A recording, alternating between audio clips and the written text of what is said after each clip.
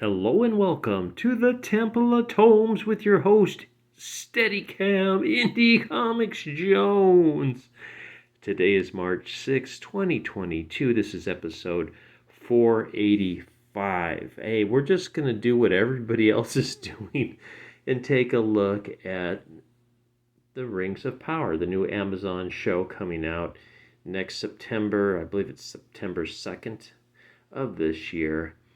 And the latest information that we've gotten, I know this teaser trailer came out Super Bowl Sunday back on February 9th or 10th or something like that, quite a ways ago.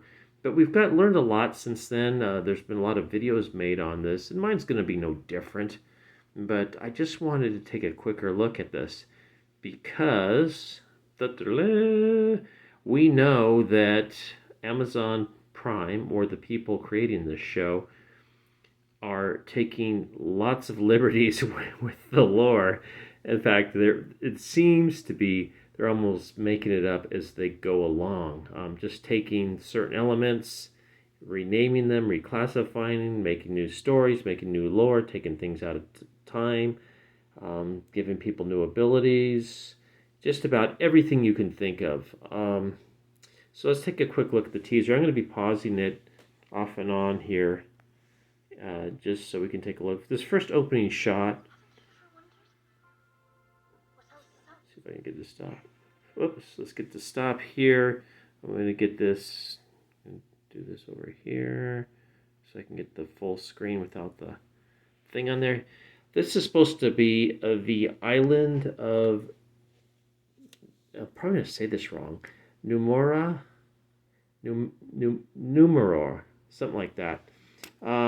And you can see there's a mountain in the background here.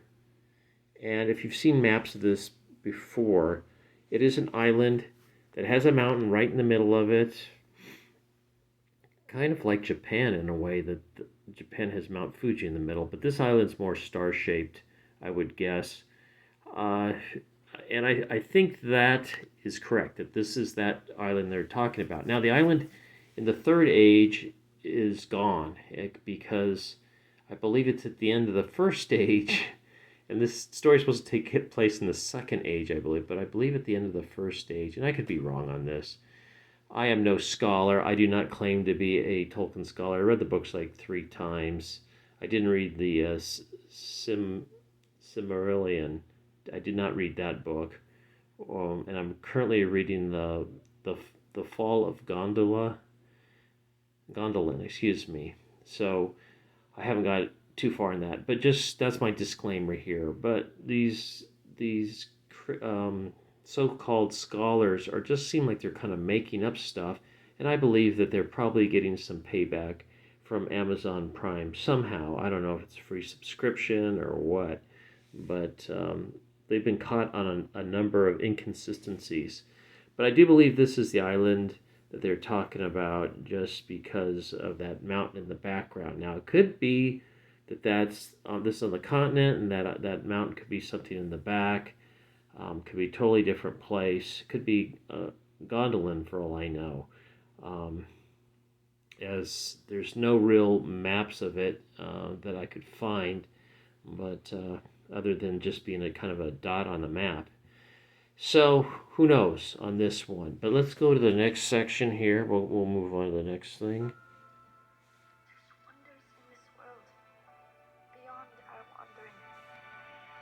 Stop.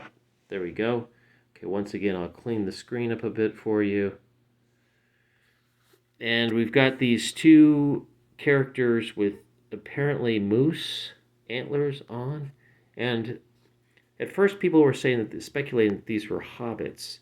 Now, I'm not sure if they're hobbits or if they're children.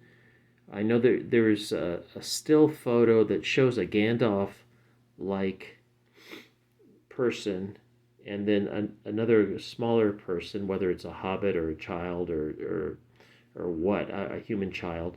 I'm not sure, but there's a director in the scene. It kind of shows them from the front, so you get a little different picture. But why are they wearing the antlers? I don't know. I have no idea what the deal is. Are they hunting? Because I know that sometimes people dress up like animals, But these two don't seem like they have the ability to take down a moose. Is it some kind of camouflage to make them look like they're moose? I don't know. Um, yeah, are they actually portraying themselves as angels, perhaps like winged? Those are just the biggest items they could find that look like wings, or could they be angels that are transforming? There are angels in uh, Tolkien's work, but we'll have to wait to see, I guess, to find out exactly what this is. Other things I thought, well, maybe this is some kind of ritual that they just have to wear these when they're approaching a village or something for some reason, um, or they're carrying them to barter with, perhaps, is something to trade, uh, building something somewhere. Maybe it's some kind of spell. I don't know, or a signal. It's a way to signal that they're coming or approaching, or just letting people know. I just some of the things I came up with. I don't know what's going on, but like I said, they're taking a lot of liberties, so it could mean almost anything in this book. Now let's move on to our next spot here. Let's get this to go. Okay, she can feel it. Now, once again, people have speculated that this is a hobbit, a female hobbit, but I'm not sure. Judging from the clothing, if so, it must be some kind of primitive one. Because remember, in the Hobbit and also Lord of the Rings, they were dressed fairly nicely. They're dressed like countryside English people would be, and this appears to be in some kind of leather. Now we can't see all the details, if she's got hairy feet or not, but also she's got something in her hair. Let's take a closer look that I couldn't figure out. Is that some kind of ornament, or is she maybe even like an elf? Because remember, they're taking liberties. The hair is no longer long and straight. Anything goes in this. Maybe this is an early elf when they were first just being kind of awakened, and this is what they have on, or just these primitive clothing. But most people are saying that they're hobbits. I don't know if I can agree with that or not, but it is very strange. It just feels like this is going to be very female centric, and there were females in Lord of the Rings and whatnot, so it's not that far off base. But if everything's going to be based around female characters in this, I think you're going to lose a lot of the lore. Let's move on to the next scene if we could. Okay, before there were kings, we see this ice fall, and we see the leap, and these people are speculating this is Gladriel doing this. But upon closer look, she's not actually leaping. They're just moving the camera.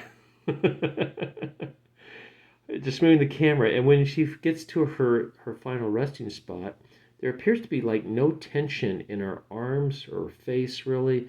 She's got some wrinkles on her forehead, as far as, I guess that's supposed to be a little bit of stress, but it's mostly, I think if you look up like that, you just get those wrinkles automatically. Let's see if I can pause it in a second. Do it again. Okay, there we go. As you can see, she seems pretty relaxed. Oops, come on.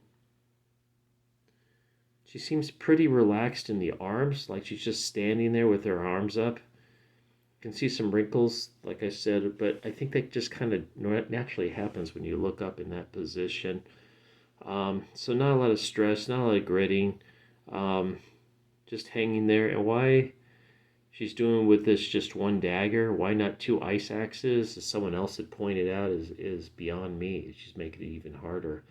But she is a woman, so I guess she's got this incredible upper body strength that we've never seen before, or of an elf maybe. But like I said, if you look at the arms, there's not a lot of stress. It's just like she's just holding her arms up. Face is not really gritting. But if that's Gladriel, it could be anyone. It could be Erwin for all we know. They just seem like they're kind of making it up as they go along, like I said. Okay, then we get this scene here. Oops, let me stop that. Oh, shoot. Well, it was a boat. What I'm assuming is maybe the island is sinking that part and he's a survivor of that. I don't know. It's just one of those things. Everybody's trying to figure out who's who. Now this character here, I'm not sure who he's supposed to be, but I believe he's a black man playing an elf, catching an arrow and shooting it back. Um, it's supposed to be wow. Before the ring. And then we get this character. Oh, we got that character. I'm not sure who he is. People have speculated that he's one of the other early elves. We've got what appears to be Gladriel leading a charge on a horseback. Like I said, they're really just making this stuff up as they go along. It could be Erwin. Who knows? Does it matter? It doesn't seem to matter. It might be a whole new character that they have come up with. It's just, let's just make it up. Okay, let's go. And then we have this, which people have been speculating that it might be a Balrog, which in the movies it was more of a flaming image. However, I'm assuming they could have transformed. So it could be just a new representation. Now, also in the earlier ages, there were a lot of dragons, and they mentioned that some of the earliest dragons were actually wingless, and some dragons did not breathe fire. They were called, I think, cold dragons, something like that. But wingless and cold, so maybe that's one of these things. It's just a different interpretation of an early dragon. But she's fending it off with a torch, which seems dumb, like the dragon wouldn't care. But yeah, that's really going to do a lot. Then we get these beautiful pictures. These are just really quick clips of stuff. And then perhaps an angel's arm and a kid's arm. I don't know. But there you go. That is the whole teaser. And those other clips went so fast, it was really hard to really even see what was going on. So it is a bit of a mystery. I think this is totally up to total. This isn't very much, could be anything at this point. I mean, it has been. Well, I got that fan going in the background. Sorry about that. But it just seems like they're taking so many liberties with the story that it's not really Lord of the Rings anymore. And other people have said that, and I have to agree with them. I don't know what's going on here. And as these other so-called Tolkien scholars that are backing up this story, it seems like they're way off base on a lot of things. You've got the dwarf without a beard, and I guess she's going to be a main character, which I haven't read enough of the stories to really know if female dwarfs were main characters. So I think they feel like they've got to pump up certain identities more and lessen others, just to make it more of an equal playing field, even though it sounds like, from what I've read in the first and second issues, it was mostly male-dominated action. Females were in there, but for sure. But it was the males that were doing most of the wars and battles and whatnot. Anything violent, anything ground-changing or decisive, it was the males. But this is how things go these days. So anyway, that's my thoughts on this. Please like, please subscribe, please leave comments. I don't have the least professional channel out here, but it is a small channel, so it's just kind of fun to look through these. So I hope you found this a little bit entertaining. We'll see you next time at the Temple of Tomes. I got to get to the comic book store and buy some new books, but like my boy Zach says, people that are doing comic reviews one time are doing something else now, and I don't know if I'll end up doing that, but I like doing a variety of things, so I'll still do the comic books and some of these film features when I get a chance. So you guys take care. This is Indie Comics Jones from the Temple of Tomes bidding you adieu.